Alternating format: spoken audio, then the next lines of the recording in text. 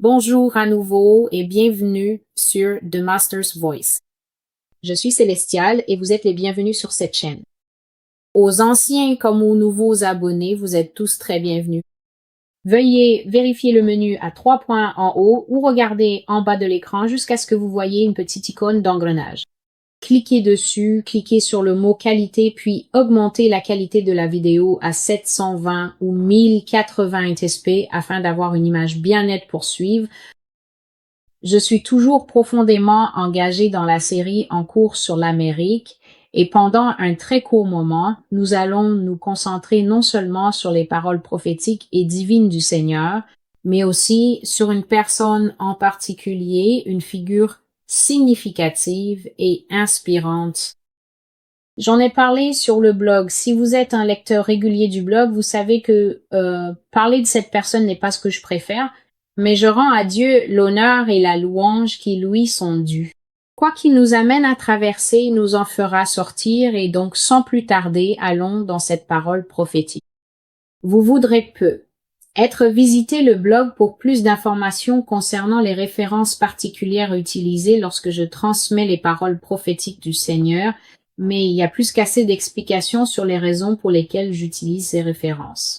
Tout est expliqué et donc je laisserai des liens utiles dans la boîte de description ci-dessous où vous pourrez trouver toutes les informations concernant le ministère ainsi que l'URL du blog afin que vous puissiez toujours approfondir ces vidéos en visitant le blog et en consolidant ce que Dieu a dit en le lisant vous-même. Il est également préférable de prier à propos de ces choses et c'est plus facile lorsque vous avez lu les informations. Vous pouvez alors les présenter à Dieu en détail. D'accord. Donc, j'avais écrit un article intitulé L'homme du péché et porté sur la personne dont je vais parler dans cette vidéo. Et presque immédiatement après cela, très peu de temps après, le Seigneur m'a donné cette parole prophétique. Et toutes ces paroles sont liées, elles s'entrelacent et se concentrent toutes sur cette seule personne. Et c'est le nom que j'ai trouvé que le Seigneur me donnait aujourd'hui alors que je le cherchais pour savoir quelle vidéo faire ensuite. Je demande toujours au Seigneur, Seigneur, de quel sujet devrais-je parler ensuite? Ou même je le consulte pour savoir, Seigneur, est-ce le moment de passer à autre chose, de quitter cette série pour aborder un autre sujet? Mais jusqu'à présent, le Seigneur m'a fermement maintenu ici dans la série sur l'Amérique et en effet, j'ai de nombreux messages que le Seigneur veut que je partage concernant cette nation. Veuillez m'excuser. Donc, le mot que Dieu n'a cessé de me donner aujourd'hui alors que je le cherchais, alors que j'arrivais à mon temps libre pour faire la vidéo, ce mot était aussi un nom et ce nom est Obama. Je continuais à prier et à dire, Dieu, de quoi devrais-je parler dans la vidéo aujourd'hui? Obama. Seigneur, je te demande de quoi veux-tu que je parle aujourd'hui? Obama. Et il n'arrêtait pas de le répéter. Parce que même Dieu sait que ce sujet n'est pas mon préféré. Je n'aime pas les prophéties politiques. Je pense que les gens se perdent beaucoup trop quand il s'agit des paroles politiques de Dieu. Eh bien, souvent, cela nous fait dérailler parce que la politique exige le sectarisme. La politique exige que tu choisisses ton camp. J'appelle ça ton pony préféré. Et une fois que tu entres dans cet état d'esprit où tu soutiens ton équipe, ton parti, tu perds quelque chose du fait de devenir un soutien du royaume. Tu perds la perspective du royaume parce que une grande partie de ton émotion, de ta volonté et de ton désir est liée aux couleurs de l'équipe que tu soutiens. Et donc, je n'aime vraiment pas être mêlée à ça, mais que Dieu soit loué. Il parle de tout ce qui concerne l'humanité. Et cela en fait partie. Donc, ce message m'a été donné, le rêve principal m'a été donné le 26 mars 2020 et le titre de cette prophétie est Le 44 rayons de miel et bouquet. Alors, il m'arrive de compiler les paroles prophétiques que je reçois à propos de Monsieur Obama afin de ne pas avoir à aborder ce sujet trop souvent. Donc, il y a quelques paroles rassemblées dans celle-ci. La première m'a été donnée le 24 février et le Seigneur m'a dit pendant mon temps de prière qu'Obama n'est pas ce que nous pensons. Il a dit que c'est un imposteur et un fraudeur. Le Seigneur a également répété qu'il est un meurtrier. Dieu me l'a dit si souvent que je sois en prière ou même parfois sans rien faire de particulier, sans prier ni lire la parole. Je suis simplement dans un bus ou en train de faire quelque chose de banal et le Seigneur intervient simplement pour dire Barack Obama est un meurtrier. Maintenant que ce soit un meurtrier dans la vie réelle, je n'ai aucun moyen de le savoir, ou bien s'il s'agit de la norme plus élevée de Dieu, où Dieu dit que les choses que nous pouvons garder dans notre cœur, il les considère comme un meurtre. Je ne peux pas en être certaine, mais je sais que Dieu l'a dit si souvent que souvent, lorsque j'entends ce nom, cela évoque parfois pour moi un sentiment de danger. Quoi qu'il en soit, Dieu a dit qu'il a de la rage contre l'Église de Jésus-Christ et que nous verrons cette rage se manifester avec le temps. Dieu dit qu'il est meurtrier et qu'il est terrible et que des avertissements constants ont été donnés à l'Église au fil des années, mais qu'il n'écoute pas et donc c'était la première chose que Dieu a dite le 24 février. C'était juste l'une des choses que j'ai finalement décidé de publier. La deuxième chose était encore plus tôt que cela, c'était le 9 février 2020 et voici ce que le Seigneur a dit. Barack Obama va revenir au pouvoir en tant que président doté de pouvoirs d'urgence. Il se peut qu'il n'utilise pas le terme de président, mais il aura tout le pouvoir de la fonction et des pouvoirs bien plus grands encore. J'ai précisé ici que les pouvoirs d'urgence font référence au type de pouvoir que nous avons vu exercer pendant la pandémie. C'est une période où les lois normales sont suspendues au profit de nombreuses règles et lois arbitraires conçues sur le moment et qui sont appliquées avec une forte présence militaire et policière. Et les citoyens sont contraints par l'armée et la police de se conformer à ces nouvelles lois. Donc, ce sont des lois qui vont régir une période où le processus habituel d'élaboration des lois et les organes gouvernementaux et officiels qui devraient superviser la manière dont les lois sont créées seront complètement contournés au profit de lois soudaines, improvisées, qui auront même plus d'influence et de pouvoir que le processus législatif normal. Un président doté des pouvoirs d'urgence est donc un président qui peut inventer ses propres lois sur le champ. Il peut littéralement faire n'importe quoi du jour au lendemain et cette chose devient une véritable loi. Nous arrivons donc maintenant au cœur de cette parole prophétique. 26 mars 2020, le 44, rayon de miel et bouquet. J'ai appris un nouveau mot en préparant ce message car je n'avais aucune idée de ce que signifiait bouquet. J'ai dû le chercher sur Google. Je me suis même vue en train de le chercher sur Google dans le rêve. Alors Dieu m'a réveillée et il m'a expliqué des choses à venir concernant l'Amérique. Et dans cette prophétie, j'ai aussi fait un rêve plus tard et ce n'était pas bon. Quand le Seigneur m'a réveillée, il a commencé à me parler des élections. Maintenant, gardez à l'esprit que nous sommes le 26 mars et nous sommes vraiment au tout début de tout cela. Et au moment où j'ai reçu cela, nous n'étions confinés que depuis 2 semaines. Je pense que nous avons été confinés immédiatement à la mi-mars, donc nous n'avions même pas encore atteint les 2 semaines de confinement. Personne ne savait combien de temps les confinements allaient durer. Nous ne pensions certainement pas qu'ils allaient durer jusqu'à la fin juillet, comme cela a été le cas ici à New York.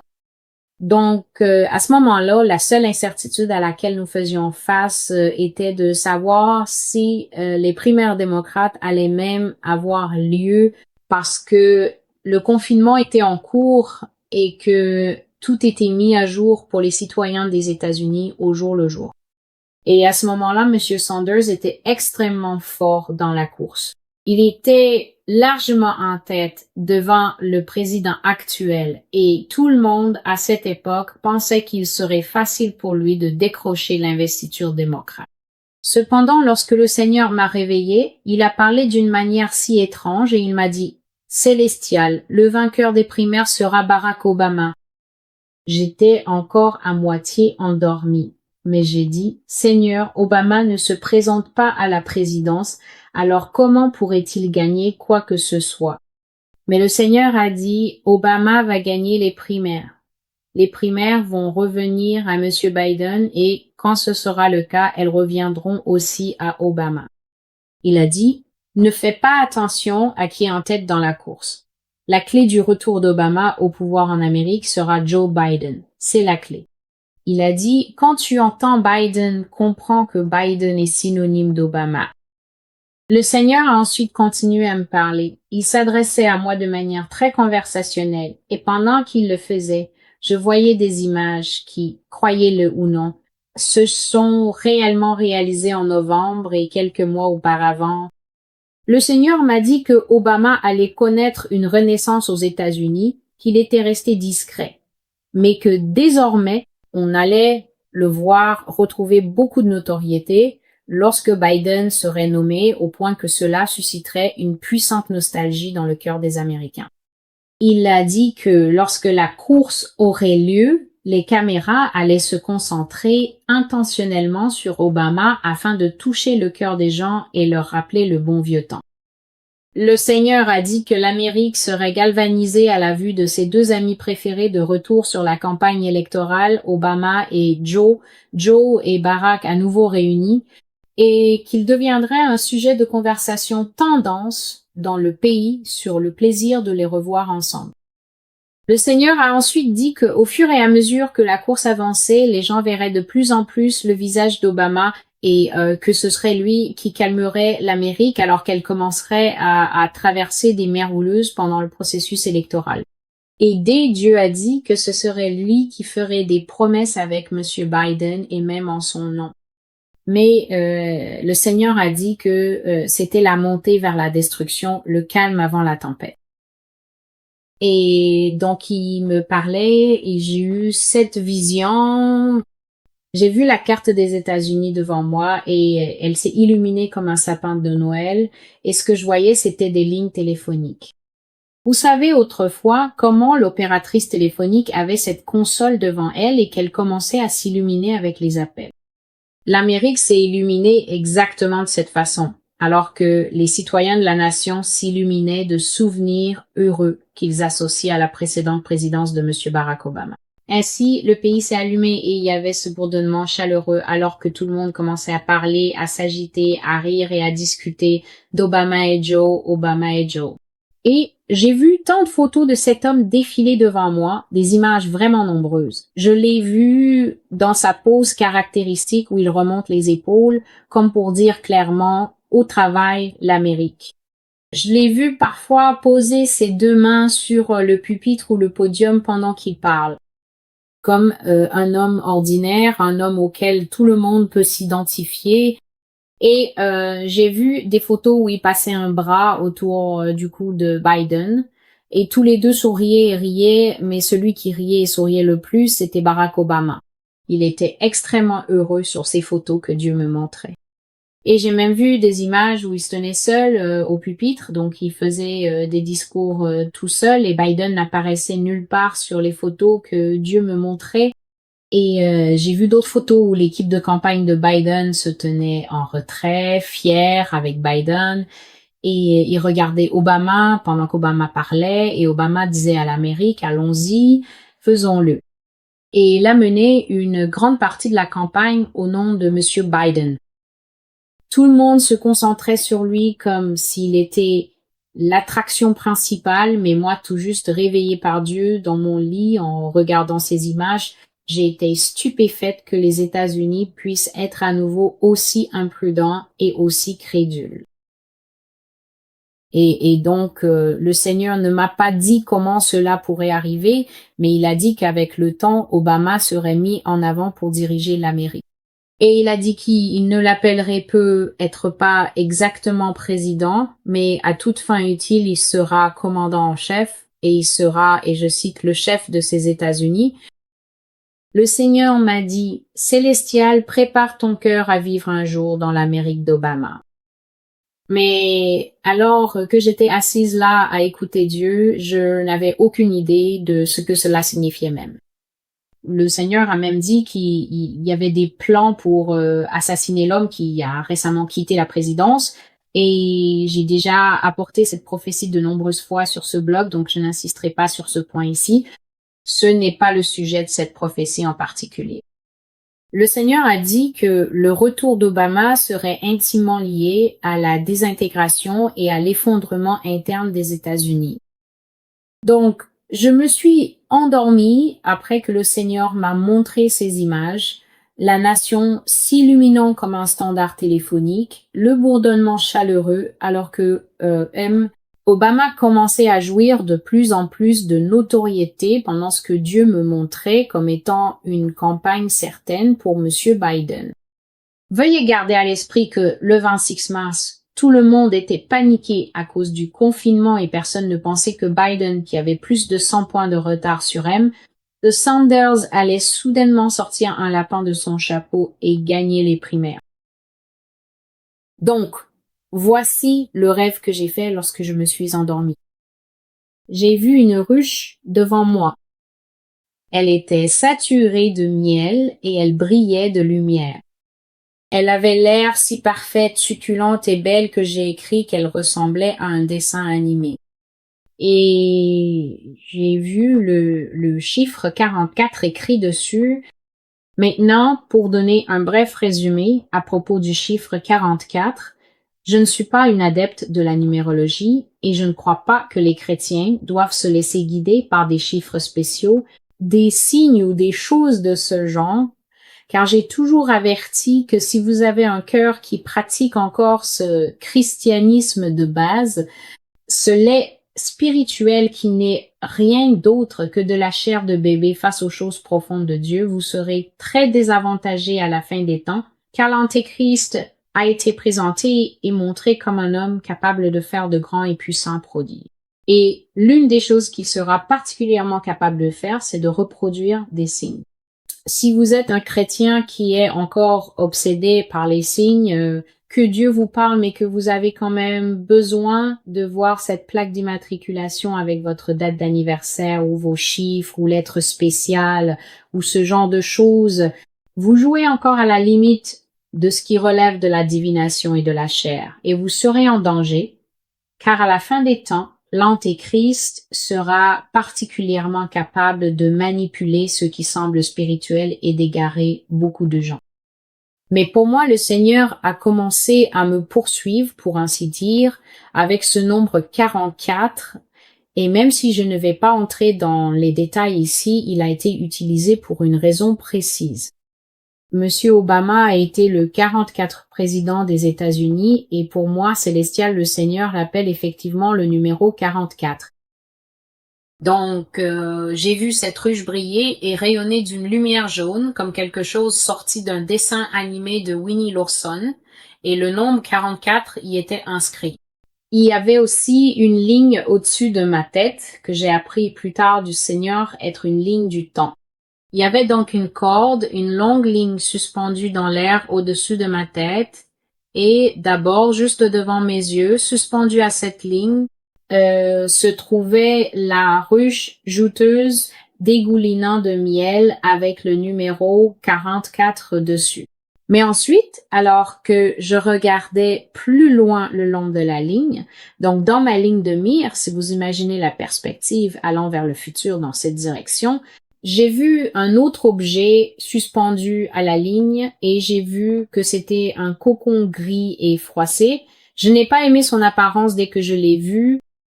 Ça ressemblait un peu à un cocon de papillon, mais très grand, mais ça ressemblait aussi à un sac de couchage, comme un sac de duvet, ces choses qu'on emporte quand on part en randonnée ou en camping.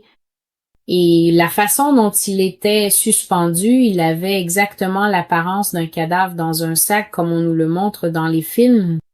Et donc, l'ouverture du sac avait été fermée avec une corde très sale, puis les extrémités de cette corde attachaient le sac à la ligne du temps. Donc, tout près de ma vision, j'ai vu le rayon dégoulinant de miel, des doux, succulents, Et puis, plus loin au loin, j'ai vu ce sac et je me suis sentie très nerveux parce qu'en dessous du sac, j'ai vu une usine qui n'était pas en activité, elle n'était pas ouverte. Il n'y avait aucune fumée qui s'en échappait. Le bâtiment était simplement gris, métallique, silencieux et très menaçant. Et au-dessus du sac, dans les nuages, il y avait de nombreux nuages d'orage lourds et gris foncé. Et donc, le rayon de miel 44 continuait de venir vers mon visage, puis ma perspective était ajustée exactement comme on ajuste l'objectif d'une caméra. C'est très important pour ce poste.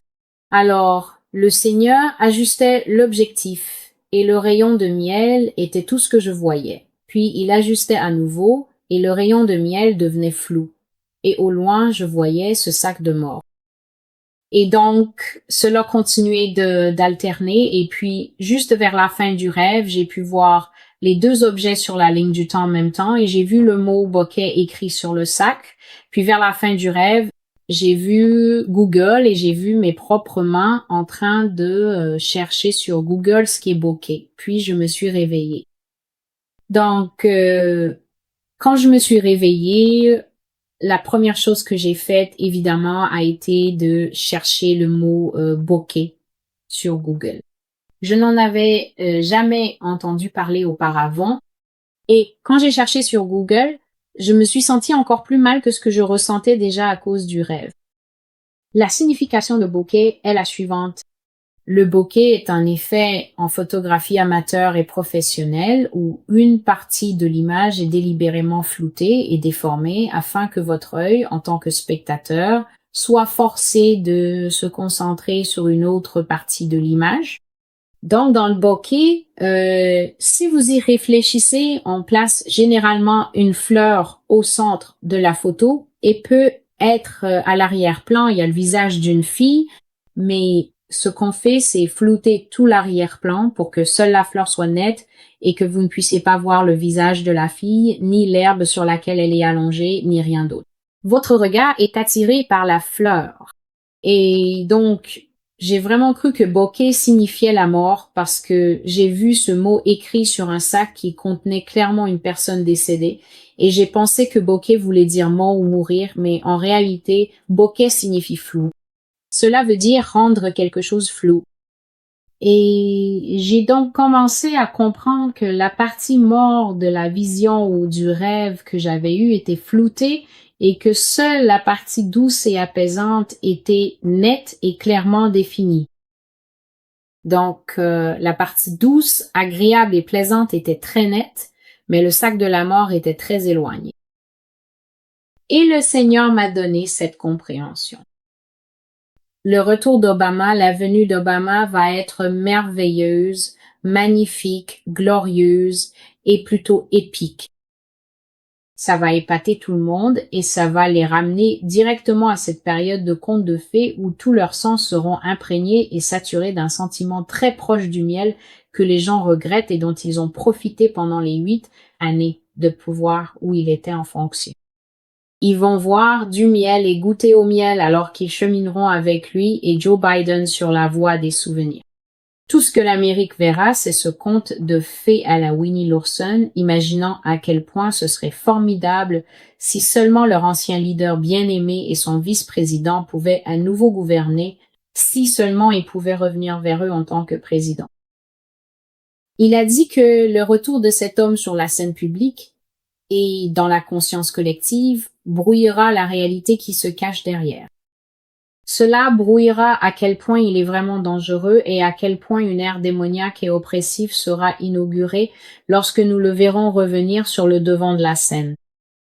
Et donc Dieu me montrait que derrière cette expérience mielleuse que j'ai vue lorsque je les ai vus tous les deux faire campagne et traîner ensemble comme des copains, il y a un sac de mort qui attend les États-Unis et en fait toute l'humanité à cause de cet homme, une époque de lourdeur et de grisaille et même de déclin industriel, une période où des usines fermeront et de nombreuses familles seront sans emploi, où l'industrie et les mécanismes de l'Amérique dans son ensemble s'arrêteront net.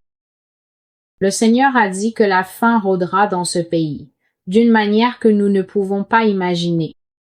Donc, juste derrière la fausse gloire, le rayon de miel dégoulinant, le Seigneur m'a montré la mort dans un sac et ce qui m'a fait comprendre, c'est que la partie du sac dans l'avenir de l'Amérique, la partie où l'Amérique est massacrée et entassée dans ce sac se trouve plus loin sur la ligne du temps et que tout ce qu'on lui montre maintenant, c'est le potentiel et la joie des jours de gloire.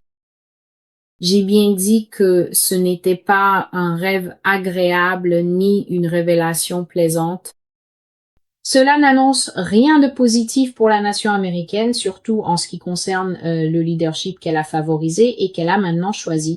Au moment où Dieu a révélé ces choses, comme je l'ai dit, il n'était même pas envisageable ou possible que cet homme que nous avons maintenant au pouvoir, Monsieur le Président numéro 46, puisse même mener une campagne. Et pourtant, Dieu a révélé à l'avance qu'il aurait une campagne. Et imaginez simplement pendant les mois vraiment chauds menant à l'élection elle-même, imaginez mon choc lorsque j'ai commencé à voir que Obama menait des campagnes séparées de son côté dans cette course présidentielle. Je sais qu'il est allé dans au moins 3 États, mais je pense que c'était 4. Je les ai notés sur mon Facebook quand j'enseignais et expliquais certaines choses aux gens, mais je sais qu'au moins 2 d'entre eux où il a fait campagne seul étaient Philadelphie. Il est allé seul à Philadelphie et il est allé seul en Géorgie. Et j'ai été choquée parce que j'ai pu voir moi-même certains de ces extraits dans la vraie vie et je me disais qu'il fallait vraiment que je mette quelques-unes de ces photos sur le blog comme preuve que dès le 26 mars 2020, le Seigneur avait montré qu'il se tiendrait seul à des pupitres et des tribunes, faisant campagne pour une course à laquelle il ne participe même pas, ou à laquelle il ne participait même pas. Donc j'ai pu voir ces choses s'accomplir de mes propres yeux et je vais effectivement les publier. Je vais mettre à jour cette prophétie avec des photos parce que j'ai bien ces photos car je n'arrivais tout simplement pas à croire. Ce que je voyais, qu'une personne qui n'est pas en lice puisse aller faire campagne toute seule pendant que l'autre faisait toute sa campagne lui-même. Voici donc la parole que le Seigneur m'a donnée, le 44 rayons de miel et le bouquet, que les États-Unis recevraient une image très belle et nostalgique qui influencerait fortement le cœur du peuple américain, et que lorsque leur cœur serait influencé, il n'est pas exagéré de dire que lorsque votre cœur est touché, vous irez aux urnes et voterez selon le désir de votre cœur. Le Seigneur a montré que ces choses arriveraient, et dans la prophétie Plus de grâce, il a clairement indiqué qu'il l'Amérique allait choisir. Elle a effectivement choisi en ce sens et le Seigneur a dit, ce jour-là, Célestia, il n'y aura plus de grâce pour les États-Unis. Merci de rester fidèle à cette chaîne. Veuillez partager ces vidéos si vous y êtes conduit. Veuillez faire preuve de sagesse lorsque vous partagez ces choses. Beaucoup de gens sont, quel est le mot? Je suppose qu'ils sont déclenchés par les prophéties politiques. Les gens s'énervent beaucoup, mais je veux que nous nous rappelions toujours que nous ne sommes pas ici pour examiner différents types de prophéties ou pour juger le messager ou quoi que ce soit de ce genre. Nous sommes ici pour entendre ces choses et les présenter au Saint-Esprit en disant « Seigneur, si cela vient de toi, fais-le-moi savoir. » Et lorsque vous partagez avec les gens en faisant preuve de sagesse, sans adopter un style peu, être trop frontal ou quelque chose qui pourrait nuire à vos relations avec ces personnes, vous constaterez que votre cercle d'influence pourrait s'élargira, et que vous serez en mesure d'avertir davantage de personnes. Je le répète, même si ce n'est pas directement lié, si vous n'avez pas vu les prophéties du sang à boire, si vous n'avez pas vu plus de grâce, si vous n'avez pas vu les prophéties la survie du plus apte, les bottes de la vaccination, les chiens ou le figuier, les graines élevées, je vais lister tous leurs noms ci-dessous. Vérifiez ci-dessous. Veuillez regarder ces vidéos et lire ces paroles, s'il vous plaît. Veuillez vous tenir à l'écart de ce programme de santé en cours. Veuillez vous protéger, vous et vos proches. Beaucoup de gens me posent des questions. Et si quelqu'un l'a déjà fait, y a-t-il un moyen, y a-t-il ceci? Je ne peux pas spéculer. Dieu ne m'a dit que ce qu'il m'a dit, à savoir que si les gens prennent cela, ils subiront du tort. Et il m'a révélé que les choses dont j'ai parlé dans le rêve intitulé un rêve de la fin de l'Amérique, il a dit qu'elles surgissent des masses de personnes qui ont pris ces choses. Alors, s'il vous plaît, informez-vous de ces paroles prophétiques. Regardez-les, lisez-les, choisissez ce qui est le plus facile pour vous et partagez-les avec les personnes que vous connaissez. Je n'essaie pas de faire grandir la chaîne, j'essaie simplement d'avertir les gens. Que Dieu vous bénisse et prenez soin de vous. Au revoir.